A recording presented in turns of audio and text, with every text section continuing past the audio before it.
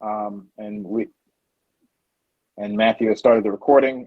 Councilmember Newsman, we just introduced our guest, Taya Crum, as well as Terrence from Maria Haddon's office will be here as well. So first, we I think are all generally familiar with participatory budgeting here in this on this call. So I'll turn it over to Taya to maybe talk a bit about your work and share some insight. And Matthew, I don't know if you have. I know you've also done some PB. I don't know if you want to say anything to open up as well. Nope. Matt, do you want to open it up? I was just about to say that I think starting off with Taya, it sounds like a good idea. Okay, go ahead. Okay, thanks so much. I'm really honored to be here today, and I appreciate so much the invitation. Matt said that it would be helpful to provide just some background and like an overview on what PB is. So I did a little PowerPoint. Would that be helpful, or sure? I talk? Sure. We do also have a member of the media here, Bill Smith, and so it may be good just for that purpose as well. So we can understand what we're doing. That a little for the media. Yeah. Okay. I'm gonna share a window.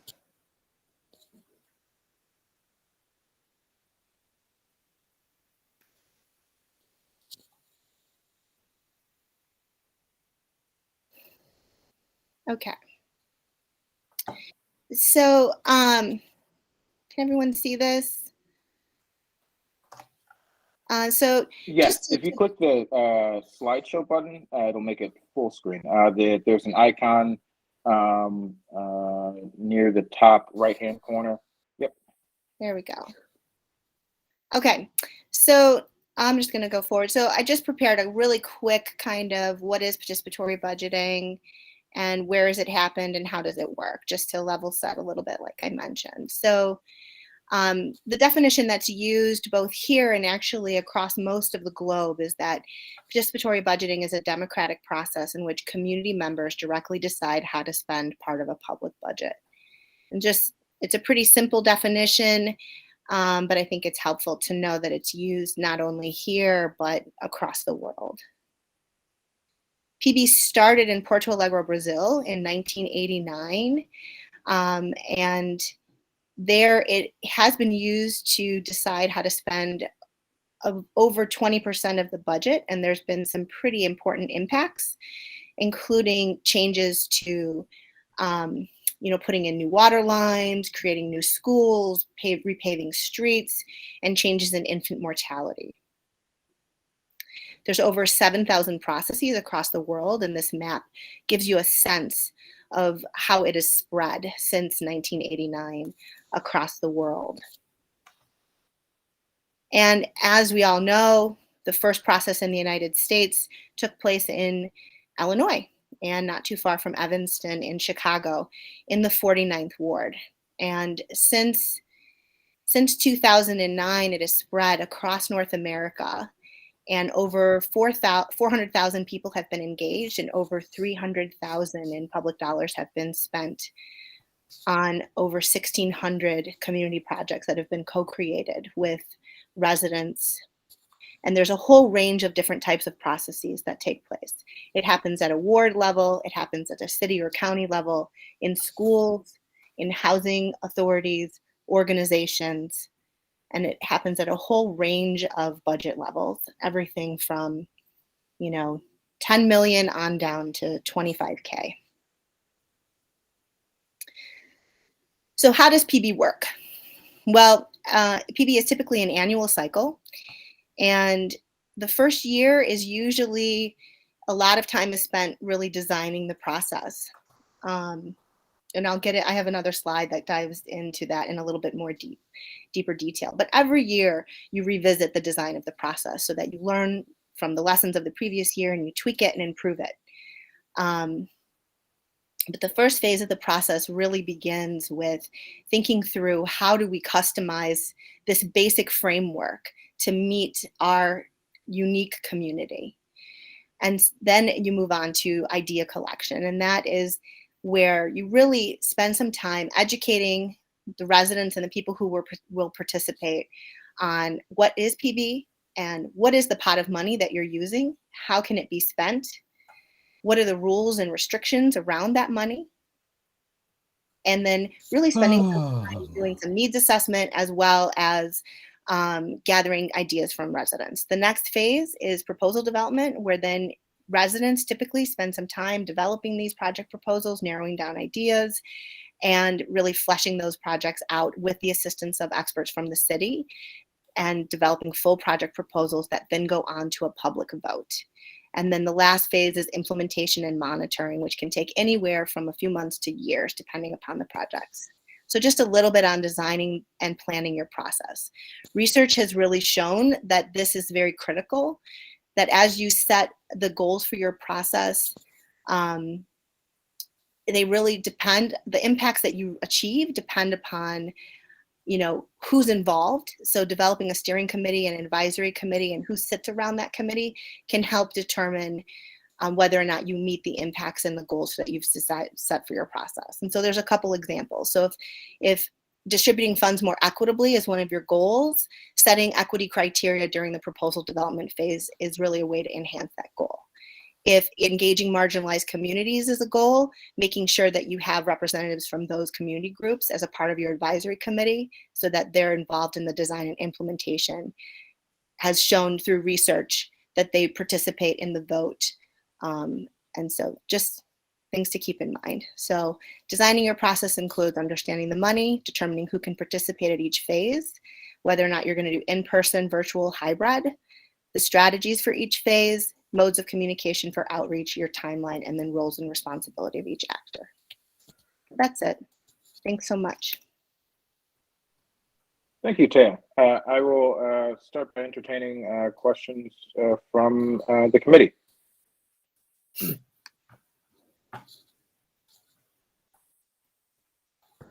Okay, I'll kick it off. Thanks, Taya, for that. I appreciate it. This is Councilmember Verne speaking. So I guess around the equity piece, how have diverse cities, if cities have even done this, because I know this can happen at all levels of, I know public schools, for instance, have done this before. So, but assuming some cities have tackled this, how have cities dealt with making the process more equitable and ensuring that smaller, more marginalized groups have a fair kind of voice and vote within the process, or equitable, I should say, voice and vote within the process? I think one of the key ways is setting equity criteria for which proposals make it onto the ballot. And so, that can include, everything from, I've seen different tools come out. The Participatory Budgeting Project has one tool that's available on a resource library through People Powered that I'm on the board for, that's available for download. I'd be happy to send it to you. And it's a checklist that people have to look through. You can create your own, but it's thinking through things like, what is the need that this project is addressing? Where is the project located? Which communities is it benefiting? So thinking through all of those different criteria in terms of, how the project is meeting that need. That's one of the ways. In Chicago, we also have created something called like an equity ballot, where we will, knowing that people tend to vote close to home, right? If they see a project that's located close to where they live, they're going to vote for that over something maybe that's farther from their home. We will think about areas that there's a higher voter turnout and areas where there may be a lower voter turnout, which typically is more marginalized communities, and we'll pair those projects together on the ballot so that when people are voting, they're voting for like a park project, right? And there's 2 park projects that are paired together. rather than I'm voting for this project because it's close to my house. So there's ways to kind of think about enhancing equity through tools like that, making it a specific goal for your process, partnering with organizations that can help do outreach and make sure that more marginalized communities are involved, and having them on your advisory committee so that they have a stake in the game is another way. And they're invested in the process. Yeah, that one about, putting two parks together instead of people having to decide between a park that's closer to them that they utilize more often and a park that they don't. I like that. That really gets at what my question was. Okay. I probably have a few other things, but I'll kick it back to either Mayor Biss or Councilman Reed. Or Councilmember Newsom is here as well. Oh, okay. As well as our clerk Mendoza. Okay, if there are any other questions from the committee, I have Mayor Biss. Mr. Chair, I'm going to have some questions about the very practical logistics. Yeah, and that's where I was going to move community to votes. Okay, I'll hold off until that discussion happens. Yeah, well, actually, I was going to move to that next to continue to frame us in, really figuring out what I want to determine here is this something we can do internally as a city, or do we need a community partner so we can get the ball rolling on having staff prepare an RFQ to determine, exactly who that partner is going to be. I think Great Seas Institute is a potential partner, and there may be a few others out there across the nation. And so just getting an understanding of what resources are maybe needed. So Councilmember Newsom, if you have those questions, that'll help us determine, that and Mayor Biss also, if you have any questions, feel free to jump in. No, I unmuted because I was going to ask a question that was actually had enough overlap with Councilmember Berman's question that it's, I think, unnecessary for me to ask at this time. Okay. Councilmember Newsom, you have the floor.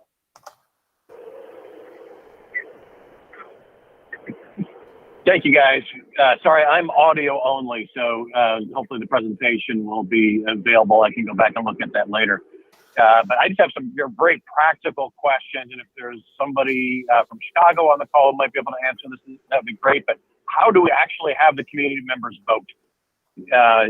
I'm assuming this is not going to be on the ballot through the county clerk, so it's not a voting day thing. But what does the process look like? When is it electronic? Is it in person? What are the options? I can start, and Tay, you can maybe fill in, because so as clerk, I did a lot of research on this. We're really open to numerous methods. It could be online if we so chose, and it could be a paper ballot. I know the 49th Ward under Alderman Moore did paper ballots, and they allowed anyone to vote that was over the age of, I believe in their office they did 16. Some offices let folks as young as 14 vote. You didn't have to be a citizen to vote. Your citizenship status was not a barrier to voting. But yeah, it could be a multitude of things. And Taya, you can go ahead and. Yeah, absolutely. That's one of the decisions you'll have to make is who can vote. But there's a number of ways you can vote. Paper ballot is one of the options. The other, I've seen people do Google Forms. Stanford has a crowdsourcing tool that they often make available for free if you allow them to conduct a research survey afterwards. And it's a really good tool. We've used it that you can do for virtual voting. There's PB platforms for a first year. They're typically kind of pricey, so it's something to consider in terms of cost and whether or not you're going to do this after 1 year. But they do more than voting. They also have other options for the other phases of PB as well. You can have, those are the main ways in which I've seen people vote. But I think I would say best practice would be to have a hybrid option where you could do paper and some kind of online voting option for people as well. We've had really good success with Google Forms, so it could be as simple as that. And is there anything more than just the honor system for ensuring the integrity of the vote? That is one of the questions. So when I was kind of talking about designing your process, that's one of the key questions you all have to kind of really, I would recommend grappling with before you start. You know, what are the rules for voting? And I've seen things across the world, everything from in Paris, they did your honor system. You literally logged into a platform with an email address and you could vote. In Chicago, as Councilman Reed said, it's 14 years of age or older and you live in the ward. And there's a list of evidence you can provide, everything from a driver's license to the city ID card to a bill that has your address on it. So it's something to consider in terms of how restrictive you want it versus how much participation you'd like to have. Some cities have had votes that include children as young as 5. In Chicago, we do 14. In the 49th Ward, do folks just go in to the ward office and provide their credentials and then vote there in person during whatever the designated window of time is? That's a great question. So logistically, the way that it worked in person was there were 2 options. You could go into the ward office, you provide your name, address, and the age requirement is 14 years of age or older. And so you could provide a school ID, or they had an oath form where you could say, I swear I live in the 49th Ward and I'm 14 years of age or older, and you sign, and then you could vote. And online, it was a similar form. And in other wards, they had people take a picture if it was online, and they would have to email that in. It would be verified by a staff person, and then they would be sent a voter code. And in person, they would have to show proof, and then they would be allowed to vote. And I will also add to that, Councilmember Newsom, that because we get to the process. Part of the process is designing the rules for voting. In some wards, I think in the 49th Ward in particular, folks, they made mobile voting stations where they'd go out to a train station and folks could vote on site. So just specifically to the point of having to go into the ward office or just online, there's a multitude of places that we could set up for folks to go to vote. Yeah, I think we need to obviously define that process. And since this is, it's in the context of an ARPA discussion, pretty much a once-off, let's keep it simple and, not make it too complex, not go overboard. But we need to think about it and design something that works effectively for what we need it to do for just this one-off situation. As a follow-up to this thread, I'm interested to know, because you said that there's some software programs that have been developed specifically for PB to run PB processes, and you said it costs a lot. What are the costs? Do you know offhand? And I say that because if there's a software company that has designed a tool for PB, not only does it make it easy to do this online, but they'll have apps and other tools that make it easy to collect and count and keep track of ballots no matter where we are. So Councilmember Reed brought up, which is, I worked with him on this research back when he was city clerk. But what is really exciting to me is that the opportunity to set something up at a community center, or where we can bring the vote to people, as opposed to having them, giving them having a space where they go, but we can really set it up where it's convenient for them, grocery stores or whatever it is. And I feel like if we work with somebody that has created tools that's considered the needs of these processes, that might be a really good opportunity to explore. So I'm just curious what the prices look like for that. Well, the prices really vary depending upon how many features it has. Like I mentioned, if you were to go with, if you wanted something just for the vote and you were interested in like the Stanford crowdsourcing tool, I've worked with them for years. I'd be more than happy to connect you. And they typically I don't think they charge for, or as long as you do like are willing to participate in the research that they do, which is like just a quick little survey afterwards. They're researching different voter methodologies, and if the order of the projects on the ballot makes a difference in terms of voter choice. And they, you know, if you had a tablet or laptops, you could take that, it could make it vote mobile to different locations. We did that. We've done that. We've had tablets and taken them to parks and had people vote online that way or virtually that way in many different wards over the years. So that's one option that's pretty low cost if you were interested in developing like a full platform where people could submit ideas. They could track how those ideas moved through the proposal development phase, whether or not they were selected for the vote and then had a ballot. There's a couple different tools, and again, this global organization I'm a part of just put together a digital participation guide, and I'm happy to share that with you as well. And it shares all the different features, and the costs really vary. One of the best tools is open source technology. So again, the cost on that would vary depending upon the IT you have and if they're familiar with open source technology, or if you'd have to hire a consultant to help build it out for you. If you could try to give a range though, just a rough idea of what you've seen in other places, similar places, I'm just trying to get like probably somewhere in the neighborhood of like 10 to 30K. Okay. Cool. Thank you. Sure. And then following that same line, so that's maybe for some of the tech that we need or you know, and other things. Even paper ballots have a cost.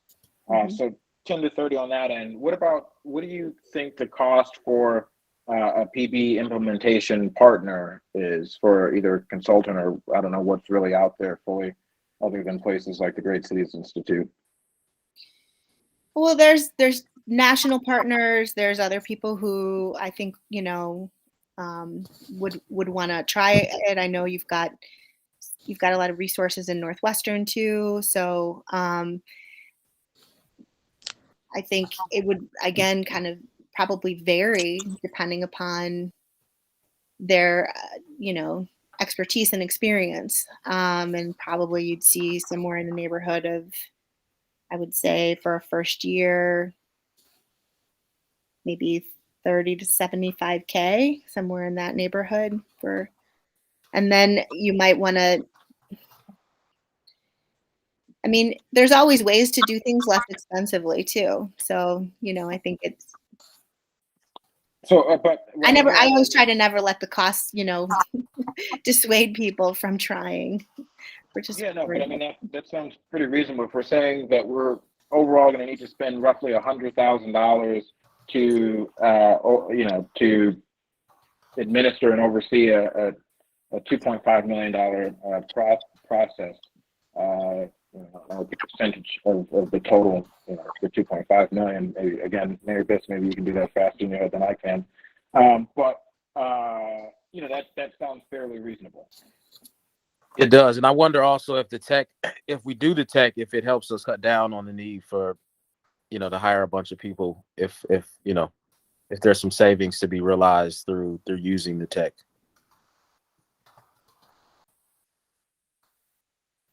Well, you got to build the platform. So I don't know. It just, again, it'll depend on the tech and the design of your process. I think that like some of it is, it's hard to know the answers to some of these questions until you get into like what your goals are and what it is you want to do. I'm not trying to be vague, but it's, you know, if you want, you know, if you were going to do like an RFP process instead of a full like residents develop the project proposals, that's very different. You don't need facilitators, right? So, or you don't need to train residents to do facilitation. So that's a totally different kind of, and it's still PB. And I've seen like New York City did that for their youth PB process. So, and that's that's less expensive in terms of time, and it's less time consuming than having residents be the ones who are developing the project proposals. But residents have more ownership when they're the ones developing project proposals, and they develop more skills, and there's sometimes a greater level of trust. So again, it kind of depends on what you're trying to accomplish.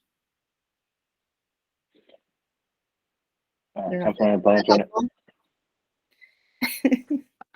Yeah, no, I agree, Councilman Reed. I think that it's reasonable, and I think we're also having other conversations, or we there's community advocates who have talked about other models for public participation that will require much more structural change than this. And so I think there's a way, if that doesn't happen, that a PB could happen, because in some ways it gets at the same thing. It provides a different way for people to actually engage and participate in their local government. So I think it's a good investment.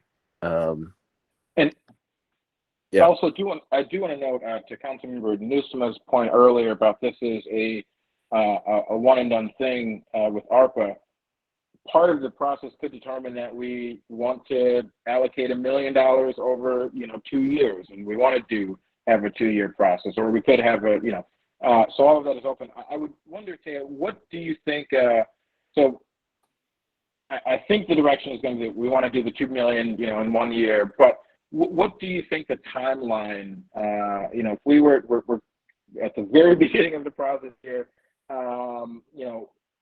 if we want, what do you think the timeline, or how long do you think it takes to go from where we are now to actually having folks begin to vote on a PB, on PB proposals? I think a fair timeline would be for a first year, we're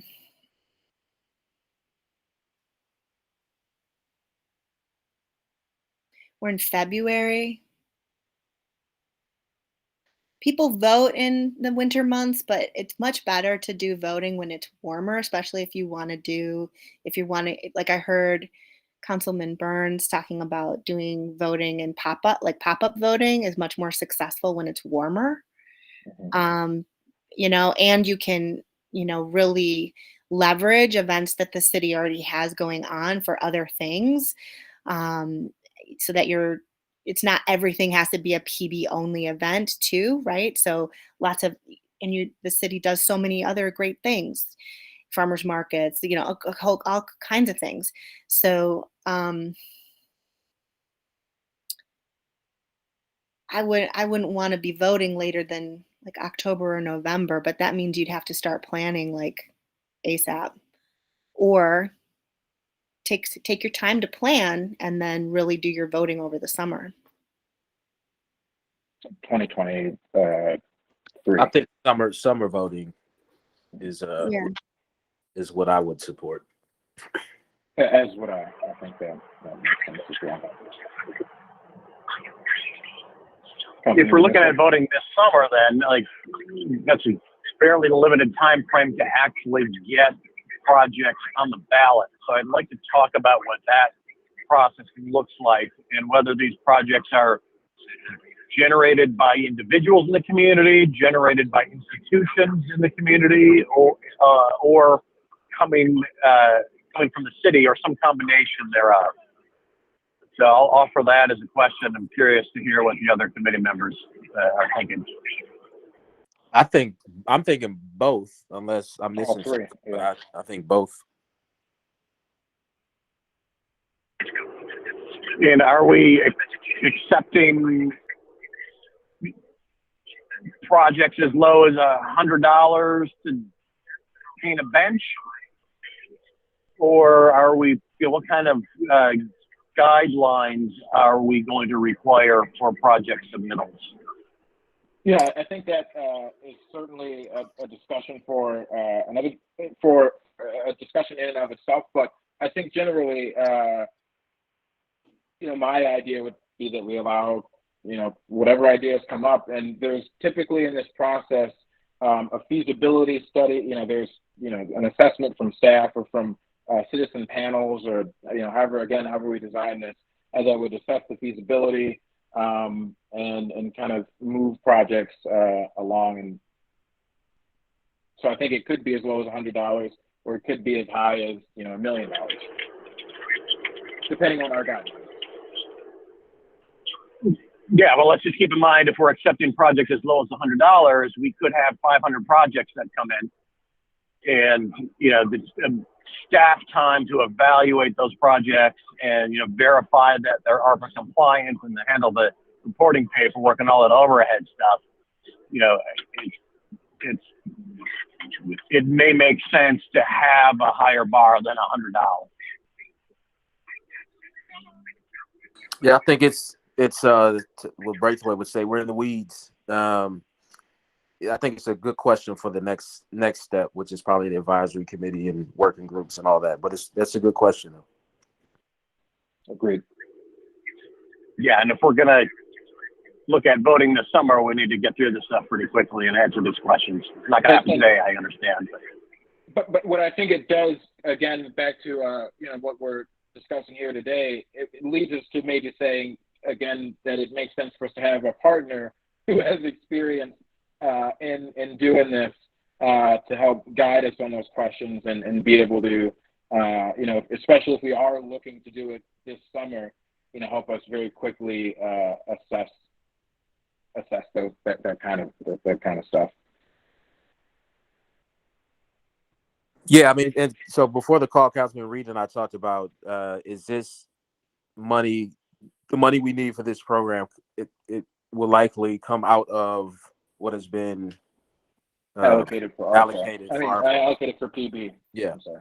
So the money's there. So it's really just, I don't know how this is going to work, but bring in a recommendation to the full council to vote on at some point. But I'm definitely behind everything I've heard today. Obviously, we have to figure out who the partner is, and I think if we're going to do it, we should do it right. We should do it with tech. I'm a political consultant and organizer, and I can tell you it is a lot easier to do these things with technology to support it. And I would not want to do this any other way. I think it'll be a really good investment. And again, I do think there's a role for PB in Evanston on a permanent basis. Obviously, that's another discussion. But even for this process, I think it will probably save us a lot of time and certainly headache, to have tech and a partner that has done this before.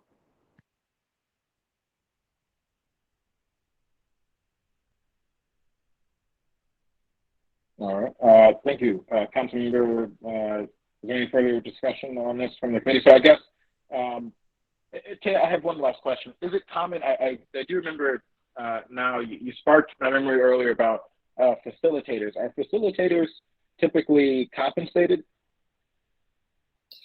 The way that we've typically done it is tried to build capacity in the community. And so if you're going to have residents be the ones who create the project proposals, we train them or they're volunteer leaders from the advisory committee and then they get specialized training and they can suggest ideas for project proposals, but they can't champion them, if that makes sense, in the committee. They have to they can't push for a project idea to get onto the ballot because they're a neutral facilitator. And then you're not paying for 30 facilitators and you're building community capacity. Yeah. Okay, so I guess we're looking at a cost of somewhere between, let's be kind of wide here, somewhere from 100, as low as 50, maybe as high as $150,000, to implement this, particularly in an expedient time frame. If we're looking to get this, done. And have people voting, in fall or over the summer, late summer. So I guess, does this committee believe that we should instruct staff to issue an RFQ for the partner, the PB partner?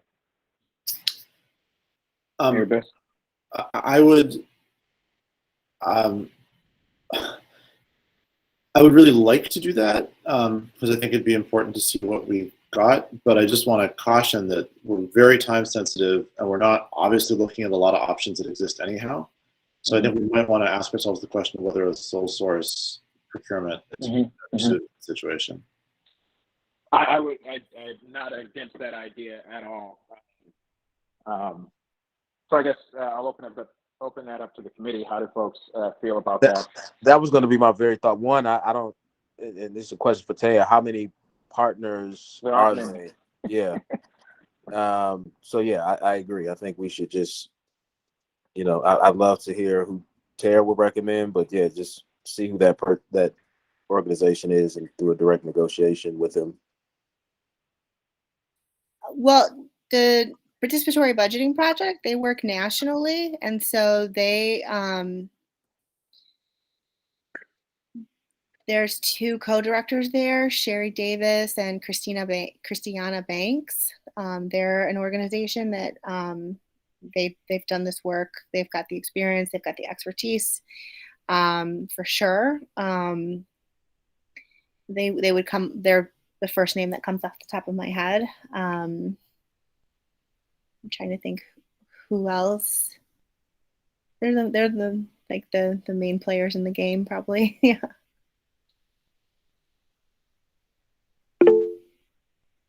Matthew, please.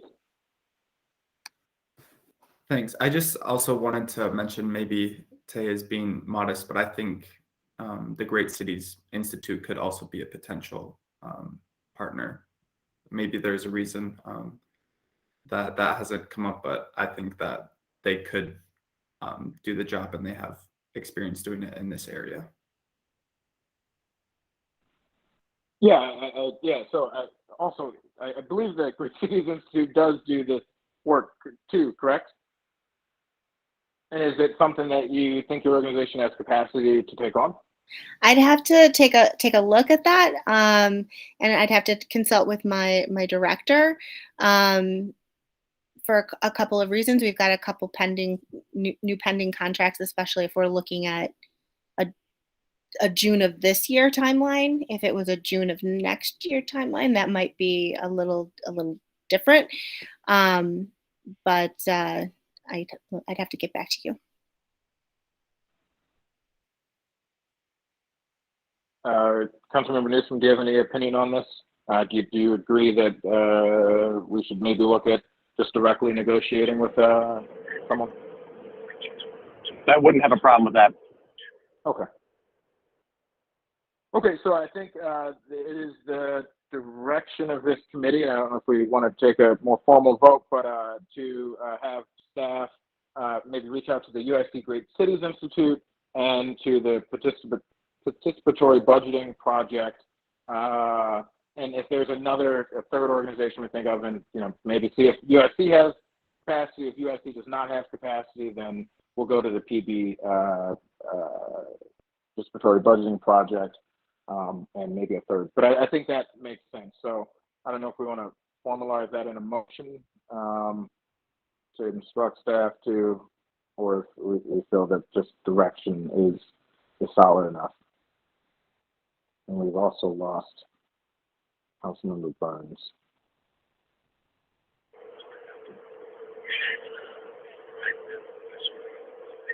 I'd be comfortable. Consensus of the committee.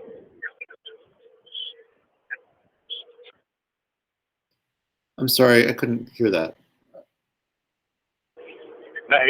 If the chair wants to vote, I'm happy to vote, but I don't think I'd be comfortable without.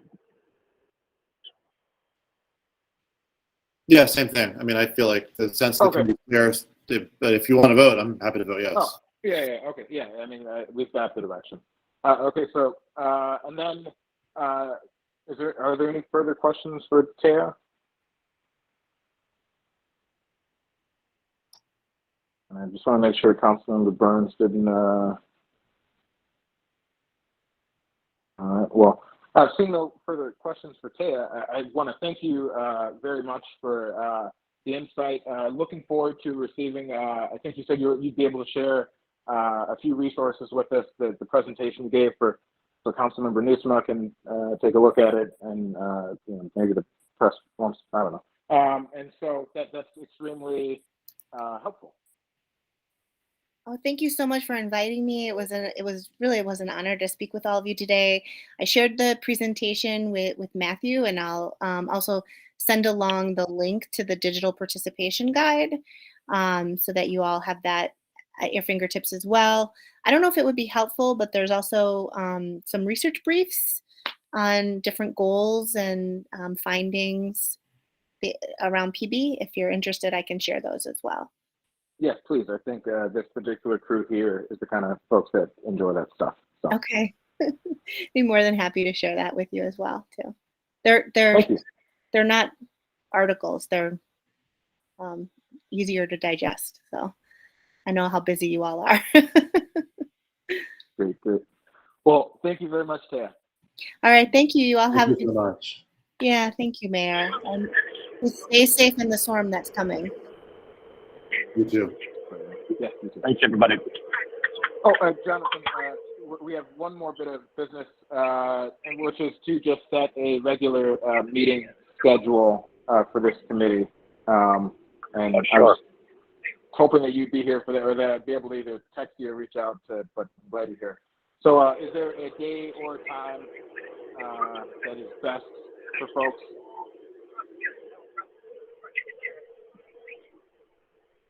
Are you thinking regular? Maybe every, I don't know. I think at this point every 2 weeks maybe is, or maybe every week. I don't know. Given that our short time frame, I don't know. But every 2 weeks seems reasonable. Yeah, I think every 2 weeks seems fine. I think more frequently than that is probably overkill. Yeah. So generally is Thursday at 1 o'clock, every other week open for folks. And Bobby, or Councilmember Burns, we're deciding Taya was dismissed, and we're deciding our regular meeting schedule.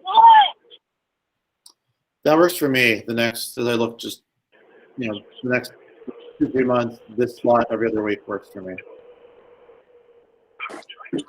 So I would Thursday. prefer if we could bump it back to 1:30. I've got a standing 12:30 Thursday call that usually doesn't go more than half an hour, but sometimes it does.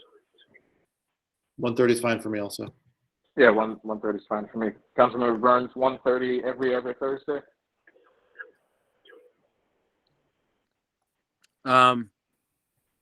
Yeah, that's fine for now. There was something that I needed to do Thursdays at 1, but I can't find it, so I have to get back to you. But for now, that's fine. Okay. Unless we can solidify it through email, and I can get back to you today. But for now, it's fine. However you want to work it. Yeah, I mean, if you have something, you just let me know. Or at least Okay. But yeah, let's just set it for 1:30 every other Thursday. Matthew, I guess you can get that on the calendar. So both we and the community are aware of this. I guess in a quick closing, determining what do you all think our next steps, next meeting's discussion should be. I guess by that point we may have had some movement on determining who our potential partner is. I'd just love to hear from the committee what you think. Where did we? Because I had to drop off. Where do we go with that? I'm sorry. So yeah, we decided that directly engaging with a partner makes sense, and doing a sole source, a single source, bid or whatever we want to call it, was appropriate. We determined that the Great Cities Institute was an option, but Taya has to confirm whether they have capacity to do something, on this time frame. The Participatory Budgeting Project was another, and there may be a third out there that we can engage with if neither one of those, for some reason, is Participatory Budgeting Project. Is Tay also going to reach out to them, or should? No, should I think we're gonna do that. I was going to say I would probably advise we do that. Okay. Yeah.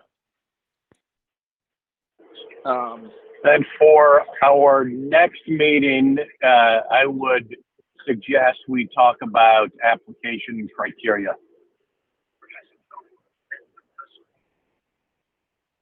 Well, Yeah, we can also do need that? to probably put together an advisory committee if we're using the kind of steps that that Taya outlined. And I don't know if that comes before and after the guidelines, but Well, I guess what maybe makes sense is at the next meeting, hopefully we have a potential partner engaged, and we should maybe let them tell us from their expertise what maybe they think some of the next steps should be. So maybe getting into the weeds a bit more once we've located a partner makes sense. Does the committee agree with that? Or yeah, I can support that. Yeah.